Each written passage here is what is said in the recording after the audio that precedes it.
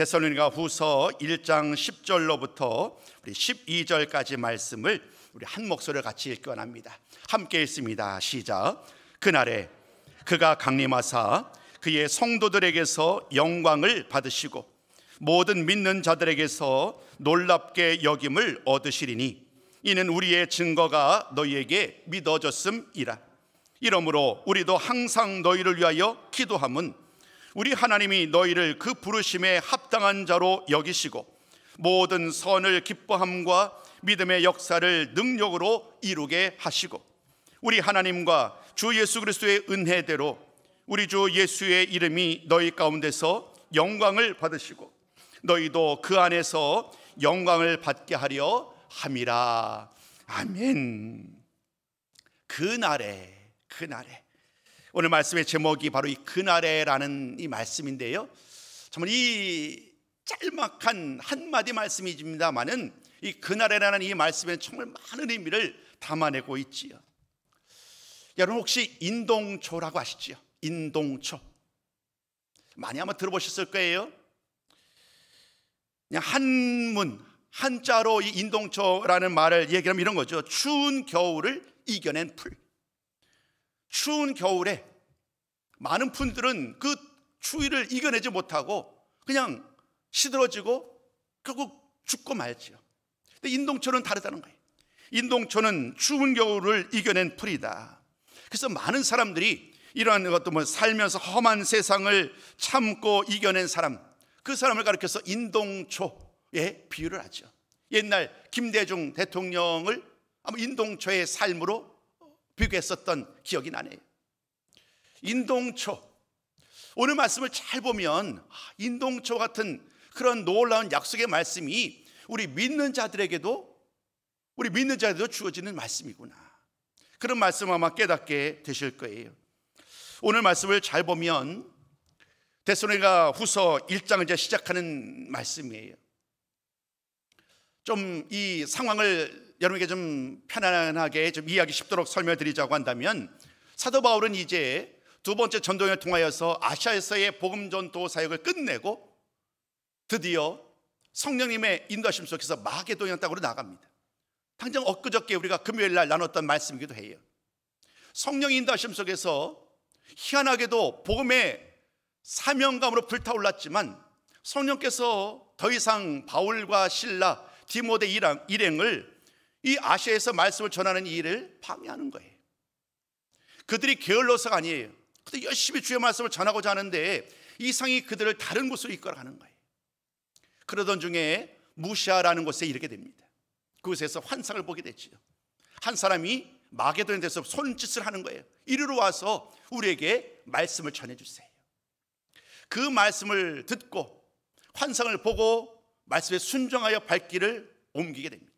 그래서 그 발길을 돌아서 이르게 된 그곳이 바로 어디냐면 마게도냐 땅이지요. 그리고 마게도냐 땅에 이르러서 첫 번째 그 소재지라고 그래야 될까요? 도심지라는 그 장소가 바로 빌립보이지요.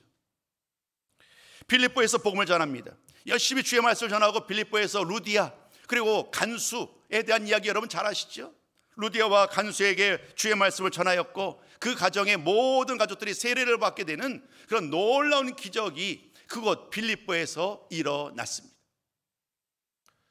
그런데 유대인들이 대적하는 사람들이 사도 바울 일행을 공격하는 거예요. 그 이유 때문에 어쩔 수 없이 사도 바울 일행은 빌립보를 떠나게 됩니다. 그리고 이른 곳이 어디냐 하면 바로 데살로니가입니다. 근데 데살로니가에 이르게 되었는데 그곳에서도 여전히 유대인들의 시기와 방해가 계속되는 거예요. 그래서 오히려 이 데살로니가에서 말씀을 보면 약 3주라고 그래요. 3주. 길지 않죠. 3주 정도의 짧은 시간만 데살로니가에 머물고 이제 또 다른 곳으로 이동하게 됩니다. 말씀을 보면 베레아 그리고 아덴까지 이르는 그 여정으로 또다시 이제 남쪽으로 향하게 되는 거예요. 시간이 지나갑니다. 바울이 돌이켜볼 때에 데살로니가 성도들에게 너무 미안한 거예요. 왜냐하면 데살로니가 성도들에게 주의 말씀을 전함으로 말미암아 그들이 예수를 믿었거든요. 근데 여러분, 그들이 예수를 믿었지만 한마디로 정말 아직은 믿음이 연약한 어린아이 같은 그런 상황이었어요. 근데 바울이 계속해서 그들에게 지지하고 가르치고 권면하고 그들의 믿음을 굳건히 세워야 되는데 이미 그대로 떠나왔잖아요. 그러니까 못내 마음이 무거운 거예요. 그래서 디모데를 보내고 또 사람들을 보내어서 이제 그들을 격려하는 거지요. 아무런 도움을 받지 못하는 어린아 같은 데살로니가 성도들을 바라보면서 바울은 어떻게 하면 저들이 어려움 당하지 않고 믿음에서 포기하지 아니하고 더 굳건한 믿음의 삶을 살아갈 수 있을 것인가, 그는 늘 고민하였고 그들에게 주의 말씀을 더 잘 전하기 원했습니다. 그래서 그 마음을 담아서 그들에게 격려의 편지를 쓰게 됐죠. 그 편지가 바로 데살로니가 전서인 거예요. 그로부터 약 6개월이 지나갑니다. 데살로니가 교회에 소식이 또 들려오는 거예요. 그런데 소식이 어떤 이야기냐면 너무나도 힘들다는 거예요. 그 힘든 이유가 뭐냐면 주변에 있는 많은 사람들, 유대인들과 이방인들이 데살로니가 모든 성도들을 향하여서 핍박하고 그들을 박해의 상황까지 내몰고 있다는 거예요. 믿음으로 온전히 훈련되지도 못했어요. 그런데 박해와 고난의 현장에 그대로 드러나 있어요. 누구로부터 도움을 받지 못해요. 이런 상황 가운데 얼마나 힘겹겠어요. 그러니까 사도 바울은 그런 이야기를 전하여 들은 거예요. 그런데 또 다른 한 가지 소식이 들리는데 그게 뭐냐면 이 주의 날, 이 마지막 날과 관련해서 데살로니가 교회 성도들 중에서 좀 오해가 시작된 거예요. 누군가가 이렇게 말했다는 거예요. 주의 날이 이미 임했다. 주의 날이 이미 임했고 이미 끝났으니 이렇게 긴장하고 고난 중에 살 필요가 무엇이 있겠느냐, 편안하게 즐기면서 살아도 된다, 이런 말을 전했다는 거예요. 그러니까 박해로 인하여 어려움 당하죠. 주의 날에 대한 오해로 말미암아 사람들이 방탕한 생활을 하게 되는 이런 위기에 있었어요. 그래서 사도 바울은 그런 그들에게 명확하게 가르쳐야 되겠다. 고난에 대해서 박해의 이유가 무엇인지, 또 주의 날과 관련해서 진정으로 주님께서 말씀하셨던 그 말씀이 무엇인지를 그들에게 전해야 되겠다. 그래서 그 가르침의 내용을 글로 써서 보냈지요. 그것이 바로 오늘 우리가 나누는 데살로니가 후서인 거예요. 데살로니가 후서 말씀을 통하여서 사도 바울은 다양한 말씀을 우리를 통하여서 그들을 격려합니다. 가장 먼저 그들에게 우선 그들의 신앙과 그들의 믿음을 감사와 칭찬의 말로 그들에게 돌려갑니다. 여러분, 박해와 어려움 상황이 있을 때에 믿음을 지킨다는 것은 정말로 어렵습니다. 믿음을 지켜나간다는 것이 얼마나 어려운 일인지. 그런데 바울은 이야기를 듣는 거예요. 그 어려움 속에서도 성도들이 인내하면서 믿음을 지켰다는 거예요. 1장 3절로 4절까지 말씀을 제가 좀 드리고 있어요. 그 인내하며 믿음을 지키는 그들의 모습이 너무 귀하여서 하나님께 먼저 감사를 드려요. 하나님께 감사를 드린 다음에 그들을 향해서 이제 칭찬의 말을 전합니다. 서로가 믿음이 자라고 있다는 거예요. 어려움 속에서도 믿음이 자라고 있고 서로가 서로에게 사랑으로 섬기고 있는 이런 모습을 보면서 그들을 칭찬을 합니다. 또 데살로니가 성도들 향해서 이렇게 얘기를 합니다. 내가 여러분들의 그 소식을 듣고 박해 속에서도 인내와 믿음과 사랑으로 하나 되는 모습을 보고 저는 많은 교회에 여러분 교회를 자랑하고 있습니다. 이렇게 좀 이야기를 하는 거예요. 예를 들면 베로아라는 곳에 가서도, 아덴이라는 곳에 가서도 내가 얼마 전에 데살로니가를 다녀왔는데 그곳에 있는 많은 성도들이 이처럼 어려운 중에서도 믿음 잃지 아니하고 늘상 감사로 기쁨으로 사랑으로 신앙생활을 세워가고 있다. 그래서 그러한 믿음으로 그러한 인내로 말미암아 내가 여러분들을 칭찬했다라고 이야기를 하는 거예요. 감사와 칭찬의 메시지. 그런 말씀으로 그들을 먼저 감동시킨 다음에 이제 오늘 그들에게 구체적인 가르침의 이야기를 시작합니다. 그들의 가르침은 두 가지겠죠. 첫 번째는 박해. 성도들이 박해를 당하는 것이 왜 일어나고 있는가. 두 번째, 주의 날과 관련해서 올바른 신앙은 무엇인가. 이에 대한 말씀을 오늘 이제 이어지는 5절부터 시작되는 말씀을 통해서 계속 이야기하는 거예요. 사도 바울은 박해와 고난 중에 있는 성도들을 격려를 합니다. 오늘 5절부터 10절까지가 그 이야기예요. 먼저 우리 한번 5절 말씀을 같이 좀 나눴으면 좋겠어요. 우리 한번 5절 말씀을 통하여서 이 박해와 고난이 성도들에게 어떤 의미가 있는지를 우리 한번 같이 좀 나눠보셨으면 좋겠습니다. 자, 같이 한번 읽습니다. 시작. 이것은 하나님의 의로운 심판의 표요, 하나님께서 여러분을 하나님 나라에 합당한 사람이 되게 하시려고 주신 것입니다. 여러분은 그 나라를 위하여 고난을 당하고 있습니다. 이것은 이라고 할 때 여기서 말하는 이것은 바로 박해와 고난을 의미합니다. 심판의 표다라고 할 때 심판이라는 말만 들으면 왠지 막 두렵고 무섭지요. 심판이라는 말의 의미만 왠지 좀 두렵고 긴장하고 무섭기 마련이에요. 근데 오늘 말씀을 속에서 만나게 되는 이 하나님의 심판의 표라라는 이 말씀은 오히려 믿는 자들에게는요 엄청난 기쁨의 메시지, 확신의 메시지, 칭찬의 메시지라고요. 한마디로 이런 거예요. 우리가 오늘 예수를 믿고 믿는 과정 속에서 많은 어려움을 겪어요. 그 어려움은 하나님 나라 백성으로 마땅히 겪어야 될 과정이라고요.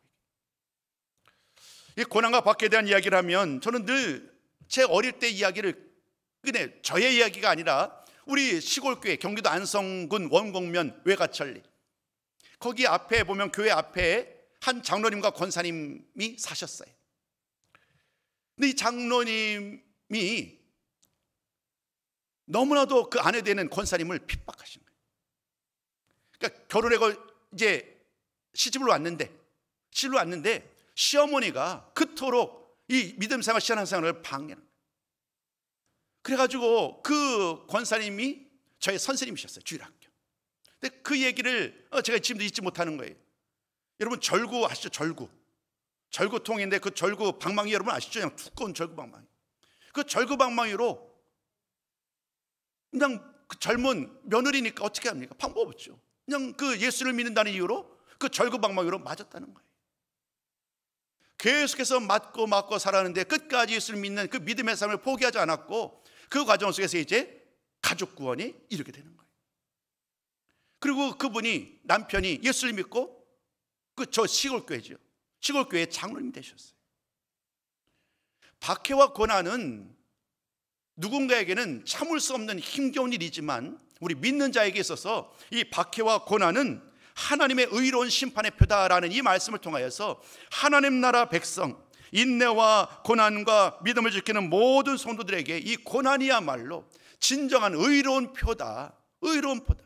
하나님으로부터 우리가 그 사람이, 고난받는 사람이 진정한 믿음의 사람이다라고 인정받는 표식이 바로 고난이라는 거예요.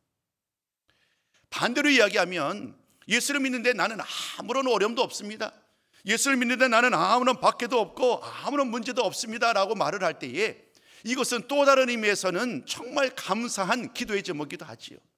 그러나 또 다른 의미에서는 무언가 내가 정말 이 믿음의 싸움을 싸우는 데에 최선을 다하지 않았을 수도 있겠다, 그런 생각을 하게 됩니다.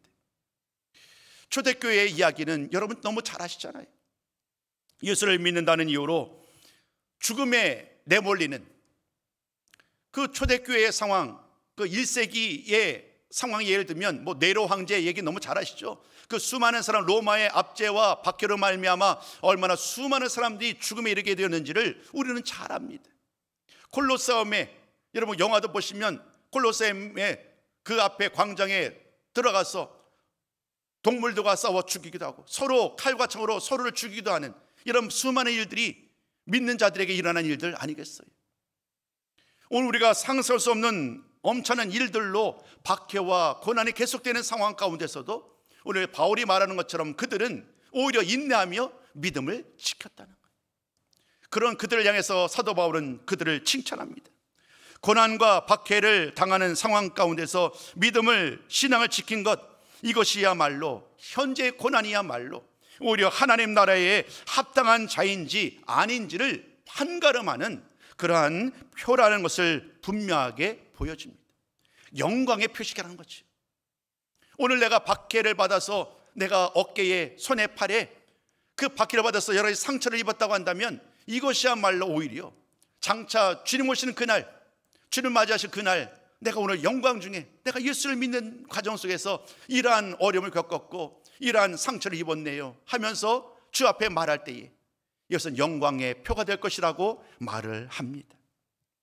우리 주님께서도 똑같은 말씀하셨어요. 하나님 나라에 들어가려면 제자들이 이렇게 말합니다. 너희들 많은 고난을 받아야 한다. 고난 없이, no pain, no gain이라고 그러죠. 고통 없이는 얻을 수 없어요. 누릴 수 없는 거예요. 고통과 박해를 경험하지 아니하고 하나님 나라의 기쁨을 누릴 수 없는 거예요. 그때 오늘 사도 바울은, 또 예수님께서는 이 말씀을 통하여 하나님 나라에 들어가려면, 그리고 장차 주님과 더불어 영광의 자리에 함께하려면 오늘 이 수많은 어려움과 박해 속에서도 끝까지 인내와 믿음을 지켜야만 할 것을 말씀하셨어요. 주님의 말씀, 또 사도 바울과 또 많은 본문의 말씀들이 함께 나눌 본문입니다마는, 제가 사도행전 14장 22절하고 또 로마서 8장 17절 18절을 준비했습니다. 박해와 고난이 우리 얼마나 영광의 표식인지 우리 한번 이 말씀을 통해서 그 의미를 함께 나눴으면 좋겠습니다. 우리 한번 화면을 통하여 우리 준비된 말씀을 같이 나눕니다. 시작. 우리가 하나님의 나라에 들어가려면 많은 환난을 겪어야 할 것이다. 자녀이면 또한 상속자, 곧 하나님의 상속자요, 그리스도와 함께 한 상속자니 우리가 그와 함께 영광을 받기 위하여 고난도 함께 받아야 할 것이니라. 생각하건대 현재의 고난은 장차 우리에게 나타날 영광과 비교할 수 없도다. 여러분, 이 말씀만 보아도 우리가 오늘도 예수를 믿고 믿음으로 살아가는 여정 가운데 수많은 어려움들, 수많은 박해와 수많은 도전을 만나겠지만, 이미 그러한 삶을 살아왔고 앞으로도 여전히 그러한 도전들을 만나게 되겠지만 오히려 기뻐하시라는 거예요. 그 장애물이야말로 하나님께로부터, 우리 주님께로부터 인정받을 수 있는 기회라는 거예요. 도망가지 말라는 거예요. 우리를 향한 도전들, 우리를 향한 또 다른 유혹들, 우리를 향하는 박해들, 전혀 다른 모습으로, 1세기와는 다른 모습으로 펼쳐질 이러한 신앙의 도전 가운데 우리는 피하지 말고 뒤로 움츠러들지 말고 담대하게 믿음으로 나아가라고 오늘도 사도 바울은 우리에게 말씀하고 있는 거예요.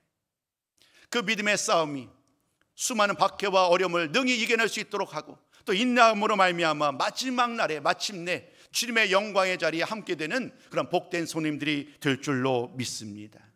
사랑하는 성도 여러분, 그러므로 오늘 우리가 겪는 이런 많은 어려움, 박해와 고난의 의미로 설명할 수 있는 많은 문제들은 오히려 영광 중에 주님을 만나고 또 하나님 나라에 들어갈 수 있는 그런 또 다른 은혜요, 또 다른 복이라는 사실을 기억하시고 오늘도 기쁨으로 또 기꺼이 그 길을 함께 걸어가시는 우리 모든 성도가 되어야 할 줄로 믿습니다.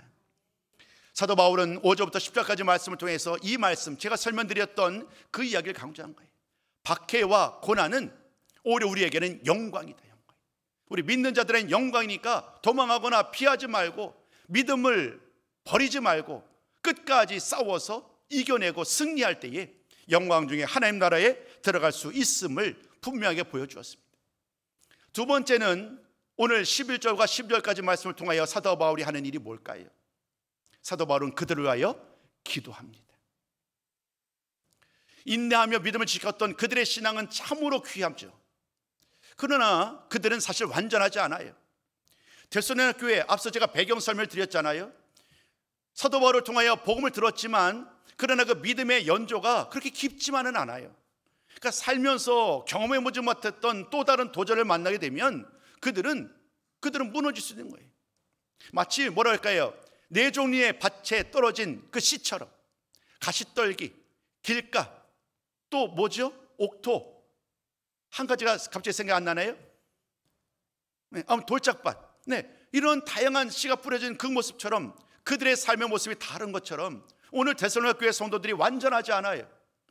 어떤 믿음과 어떤 도전에도 흔들리지 않는 성도들이 아니란 말이에요. 그들은 인내하고 믿음을 지키고 있지만 또 다른 도전 앞에 그들은 굴복할 수도 있어요. 사도 바울은 그것을 잘 알기에 바울이 할 수 있는 최선의 길을 선택한 거예요. 그것이 뭐냐면 그들을 위하여 기도하는 거예요. 그들을 위해 기도하면서 이 어려움 가운데 그들의 믿음을 잃지 않도록, 그들의 신앙이 식어지지 않도록 그들을 위해서 기도하기를 쉬지 않습니다. 그 기도의 내용이 오늘 11절과 12절인데요 그 기도의 내용을 요약해 보면 이 세 가지예요. 우리 한번 세 가지 기도 제목을 좀 하나하나 좀 나눴으면 좋겠습니다. 화면에 좀 띄워주십시오. 첫 번째 우리 같이 한번 읽어볼까요? 자, 시작. 하나님의 부르심에 합당하게 살게 하옵소서. 하나님이 그들을 하나님의 자녀로 이미 불러주셨어요. 오늘 비록 어려움 중에 있지만, 믿음으로 시련 중에 있고 도전 중에 있고 수많은 박해로 어려움 중에 있지만, 하나님이 우리를 하나님의 자녀로 부르셨다. 이 부르심에 분명하게 명확하게 그 마음에 새기라는 거예요. 우리는 하나님의 부르심을 받은 하나님의 백성입니다.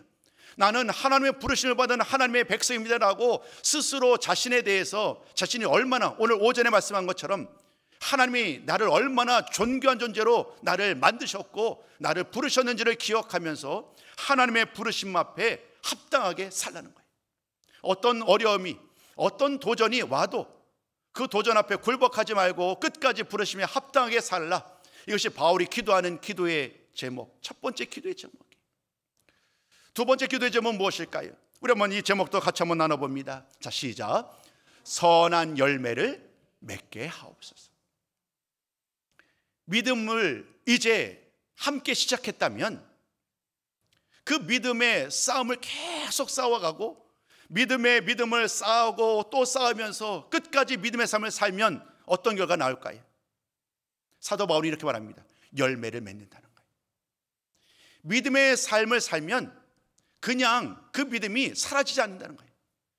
인내하며 믿음을 지켰던 모든 성도들에게는 그에 상응하는 열매를 맺게 된다.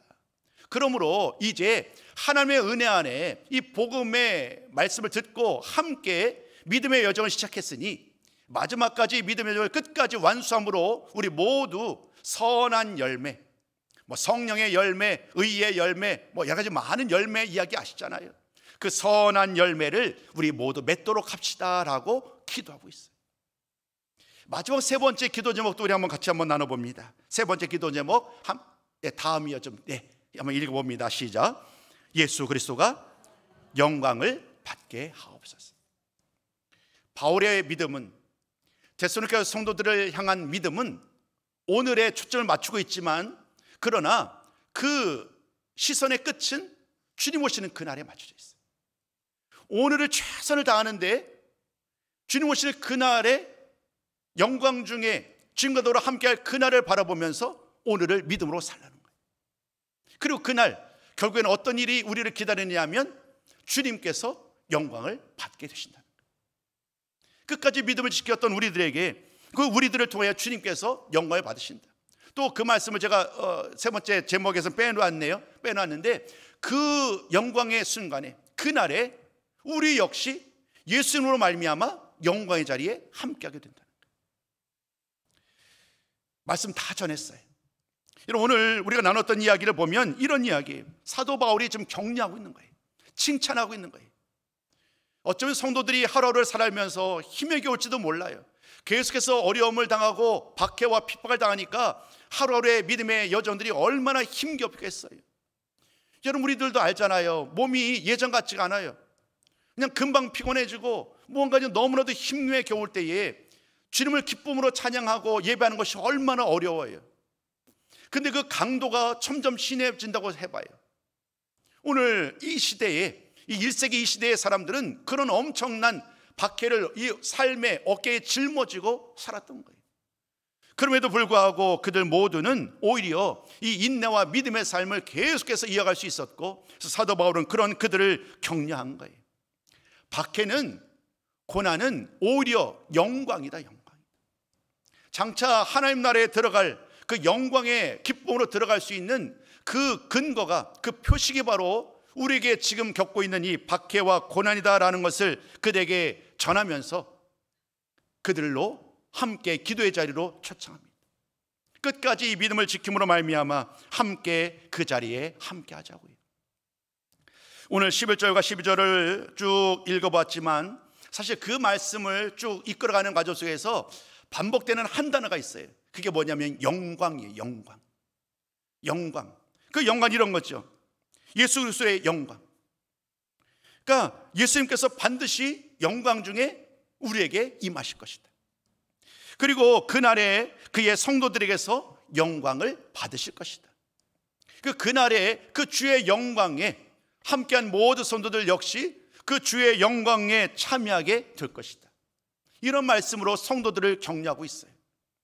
사는 성도들은 오늘 우리의 삶을 어렵게 하고 힘겹게 하는 오늘 우리에게 주어진 그 아픔과 상처 혹은 어려움은 무엇인지, 사도 바울은 늘상 가시가 있었다라고 얘기를 하잖아요.